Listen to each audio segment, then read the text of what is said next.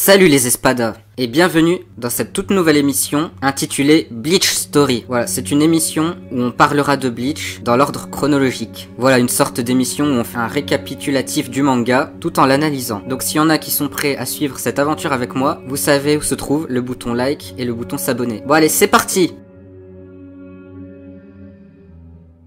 Il existe un chapitre spécial où l'on voit Ichigo et Rukia juste avant qu'ils ne se rencontrent. Ce chapitre est divisé en deux parties. Il y a le 0 side A et le 0 side B. Si vous voulez le lire, vous pouvez le trouver à la fin du tome 23. Ou alors dans le tout premier databook, mais seulement la partie A. Ces deux titres de chapitres sont, comme la plupart des chapitres de Kubo, une référence à la musique. On peut traduire A-side et B-side par face en français. Autrement dit, les faces A et B. Ce sont des faces qui font référence aux deux côtés du disque d'un vinyle, si on en croit Wikipédia en tout cas. Autrement dit, Ichigo et Rukia sont les deux faces d'une même pièce. Et cette pièce, évidemment, c'est Bleach. Kubo a souvent dit qu'il voyait Ichigo comme le protagoniste du monde réel et Rukia comme la protagoniste de la Soul Society. Ces deux chapitres, ou plutôt ce chapitre coupé en deux parties, permet de poser le contexte et de nous présenter ces deux personnages torturés juste avant que leur rencontre ne change leur destin. Dans ce chapitre, nous voyons Ichigo vivre sa vie banale de lycéen tout en ruminant.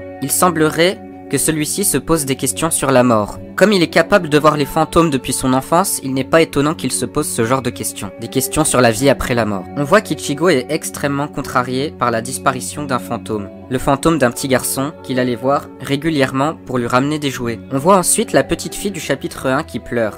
Il lui promet de revenir la voir. Ichigo a l'air d'avoir peur de la vie après la mort. Il essaie au maximum d'aider les esprits en les consolant. Je pense, personnellement, qu'à force de voir des fantômes, il espère finir par croiser sa mère. Car n'oublions pas qu'à ce stade de l'histoire, Ichigo ne sait pas que la Soul Society existe. Rukia, elle, vit exactement le cas inverse. Elle vit dans l'autre monde. Elle sait ce qui se passe après la mort. On voit dans ce chapitre que Rukia ressent une forme de tristesse. Car elle pense que Byakuya est indifférent à son sort. Elle apprend qu'elle va être envoyée en mission sur Terre, mais ne veut pas le prévenir pour ne pas le déranger. Nous voyons aussi Renji, qui a été promu vice-capitaine, et qui dit qu'il annoncera à Rukia sa promotion une fois que celle-ci sera revenue du monde des humains. Et évidemment, nous savons tous que ce ne sera pas le cas, ou plutôt d'une autre manière. Rukia s'en va donc sur Terre avec ce sentiment de solitude. C'est ainsi que ces deux âmes tourmentées se dirigent toutes les deux l'une vers l'autre, afin que leur destin et celui de leur entourage soient bouleversés à jamais. Rukia va en vivant avec les humains connaître ce sentiment qu'est l'amitié. Ichigo, quant à lui, en devenant Shinigami, va pouvoir protéger et comprendre comment fonctionne la vie après la mort. Avec ce chapitre, on comprend mieux les enjeux du chapitre 1. Nous comprenons aussi beaucoup mieux ce que Kubo veut nous raconter avec Bleach. Voici ce que dit le poème du tome 1. Craignez-nous d'autant plus que nous n'avons pas de corps. On ressent cette peur de la mort de la part d'Ichigo, cette peur de ne pas savoir ce que deviennent les fantômes après la mort. Et nous comprendrons plus tard dans l'histoire qu'Ichigo a tout simplement peur que sa mère ait disparu dans le néant puisqu'il ne sait pas que la Soul Society existe. Avec le chapitre 0 et le premier chapitre, les bases sont posées. Rukia la Shinigami et Ichigo le lycéen seront les personnages que nous suivrons et avec qui nous vivrons cette aventure où Kubo tentera de nous raconter sa vision de la mort. Et où, en tant qu'artiste, il tentera de nous transmettre le ressenti et les ressentis de chacun sur ce sujet. Et bien sûr, le sien.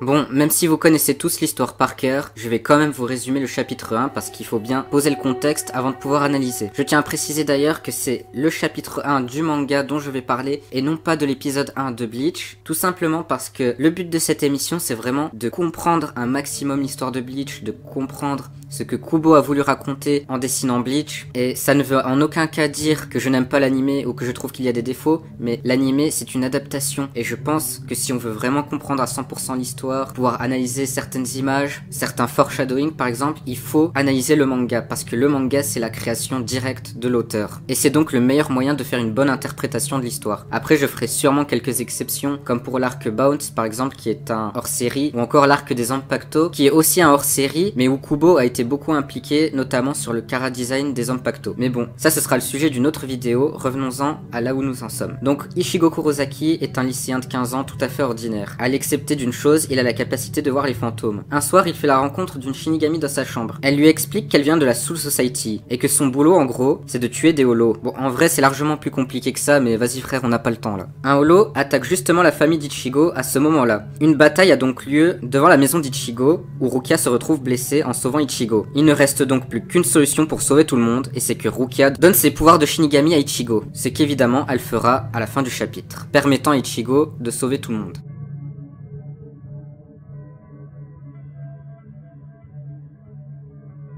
Bon, déjà, on va parler des personnages. Les personnages sont tous pratiquement des caricatures d'eux-mêmes. Je m'explique. Le point fort des mangas en général, c'est leur exagération. Tu prends Yu-Gi-Oh par exemple. Yu-Gi-Oh, c'est un manga où les gars se battent avec un jeu de cartes. Un jeu de cartes. Et pourtant, le manga est bordellement, épiquement épique. Pareil pour les mangas de sport. Dans les mangas de sport, l'exagération, ça fait grave la force des mangas de sport. Je prends l'exemple de Captain Tsubasa, les stades font clairement 10 km, les mecs quand ils tirent dans le ballon, t'as l'impression que c'est la même vitesse qu'une balle de pistolet. Donc voilà, là où je veux en venir, l'exagération c'est la marque de fabrique des mangas en fait. J'ai toujours trouvé que c'était ça leur secret, le secret du succès des mangas, l'exagération. Et bien dans ce chapitre 1 de Bleach, on retrouve un peu ces codes là. Ichigo par exemple est très protecteur. Sa scène d'apparition quand même, c'est lui en train de tabasser des Kaira pour défendre une fillette fantôme. Et même dans le reste du chapitre, tu vois qu'il est hyper protecteur avec sa famille. Rukia, elle, est aussi très exagérée. Elle est très sérieuse, elle parle comme dans le Moyen-Âge. C'est limite si elle dit pas sapristi, tu vois, à chaque fin de phrase. Yuzu, elle, la petite sœur d'Ichigo, est une fille modèle. Mais genre vraiment la fille trop modèle. Dans la vraie vie, ça existerait pas, enfin c'est impossible. Elle a 8 ans, et c'est elle qui prépare tous les jours les repas de sa famille. Elle a 8 ans. Karine, elle, pareil, elle est beaucoup trop blasée pour une jeune de 8 ans. Elle est vraiment très mature pour une gamine. Et Ichin, le père d'Ichigo, pareil. C'est vraiment le gros cliché du daddy qui veut tout bien faire, mais qui est en fait un boulet. Ce qui peut le rendre d'ailleurs parfois très gênant. Alors évidemment, là, c'était pas une critique négative, hein. C'est un constat. Les personnages sont très exagérés, leurs caractéristiques sont très exagérées. Et honnêtement, c'est ce qui fait la force de ce chapitre. Grâce à ces traits très forts et très marqués des personnages, on arrive à s'attacher très rapidement à eux. Ichin, justement, de par son côté de daddy très exagéré, il est absolument hilarant. Karine et Yuzu, qui sont plus matures que leur père, ça fait aussi un gros contraste qui les rend attachantes. Et tout ça, ça vient du fait, justement, que Kubo veut nous introduire son univers, il veut nous introduire ses personnages de façon efficace. Et on voit cela vraiment à l'écriture des personnages.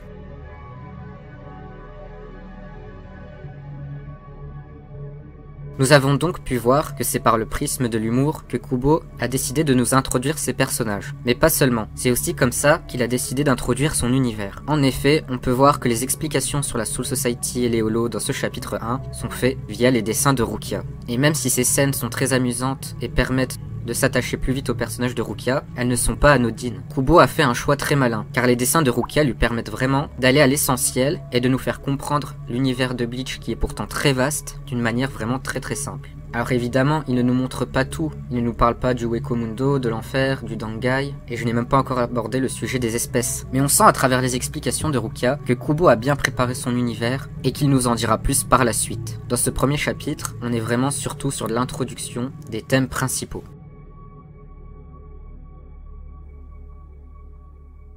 Ce premier chapitre est avant tout centré sur le personnage principal, c'est-à-dire Ichigo. Dans ce chapitre, tout est dans le non-dit. Même si Ichigo donne pas mal d'informations sur sa vie personnelle, comme le fait qu'il puisse voir les fantômes, on remarque aussi pas mal d'indices sur sa personnalité tout au long de ce chapitre. Par exemple, même s'il nous est présenté comme une brute de décoffrage, on comprend assez rapidement que c'est plus le genre de personne à être le défenseur de la veuve et l'orphelin, rien que par rapport au fait qu'il défende un fantôme et le fait qu'il veuille à tout prix protéger sa famille. On peut en déduire que c'est sûrement lié à la mort de Masaki, car on voit son poster dans le salon, donc on peut en déduire qu'elle est morte, et même si Kubo ne s'attarde pas trop sur ce sujet, on se doute bien que le caractère protecteur d'Ichigo vient probablement du traumatisme de la perte de sa mère, même si à ce stade de l'histoire on ne sait pas vraiment comment elle est morte. Et puis on peut se poser pas mal de questions sur ce personnage et ses pouvoirs, puisqu'au début de la série on ne sait pas vraiment comment ça se fait qu'il puisse voir les fantômes. On voit déjà qu'il y a pas mal de mystères qui vont servir à nourrir l'intrigue par la suite. Quand on voit Rukia se sacrifier pour protéger Ichigo, on voit qu'Ichigo se sent vraiment très mal. mal. Et on se doute que sa mère est sûrement morte de cette façon. Du coup, ça nous permet de déduire son objectif sans vraiment qu'il ait à le dire tout de suite. C'est-à-dire protéger. Protéger son entourage, protéger sa famille, protéger ses amis. Bon, sinon, le reste sur Ichigo est assez classique. On reste sur du héros de shonen avec un énorme potentiel, qui bat le méchant de fin avec son énorme sabre, mais Kubo se démarque sur d'autres choses que son protagoniste. En effet, la scène où Ichigo bat le holo est vraiment appréciable. Pourtant, c'est du déjà vu, un héros de shonen qui bat un monstre. Alors pourquoi est-ce que dans ce chapitre 1, ça marche aussi bien? Eh bien selon moi, c'est tout simplement parce que Kubo impose son style de dessin et son style de narration. Car oui, Kubo a un style vraiment propre à lui, qui se démarque vraiment. Les dessins et les mouvements de sabre sont vraiment très efficaces. On sent qu'il a dessiné une série de 4 tomes juste avant et quelques one-shots encore avant. Son trait dégage de l'expérience de dessinateur. Mais ce n'est pas que ça. Les espèces de cartes d'identité que Kubo place dans les cases pour présenter Ichigo, ça aussi c'est sa marque de fabrique, qu'on a vu pour l'instant nulle part ailleurs à cette époque. Et même là, on voit que Kubo est très prometteur au niveau du style de dessin et de sa narration. On sent que le dessin et sa façon de raconter des histoires et de placer des titres seront originaux. Et en effet, ce sera le cas par la suite. Bref, vous l'aurez compris, pour moi ce chapitre 1 est un très bon démarrage, bien plus que le one-shot. Kubo a rectifié le tir sur pas mal de thèmes, ce qui lui permet d'avoir un début de série très efficace. En tout cas voilà, c'était tout ce que j'avais à dire sur ce chapitre 1. Si jamais tu as apprécié cette analyse et cet épisode 1 de Bleach Story, n'hésite pas à me le faire savoir en commentaire ou à mettre un petit like pour m'encourager. Et si jamais tu veux voir l'analyse d'autres chapitres de Bleach, alors c'est rendez-vous sur cette chaîne YouTube, et je te donne rendez-vous à la prochaine vidéo. Salut!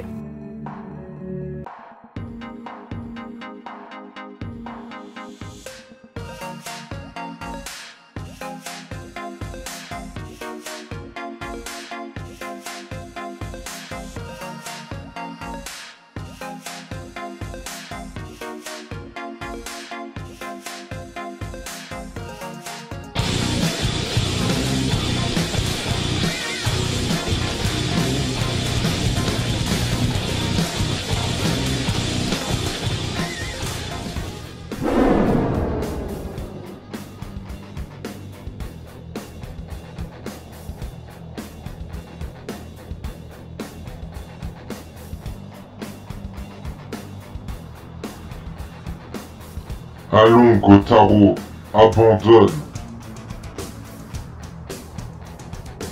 Nous nous affrontons depuis tout à l'heure.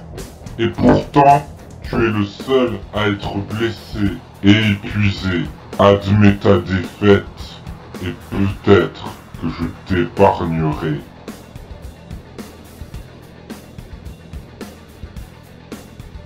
Ce combat est encore loin d'être terminé.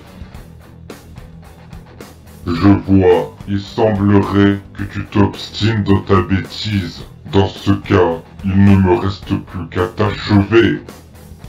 Les amis, j'ai besoin de votre aide. Abonnez-vous, likez et commentez les vidéos pour me donner de la force. Grâce à votre aide, ensemble, on arrivera à vaincre l'algorithme YouTube.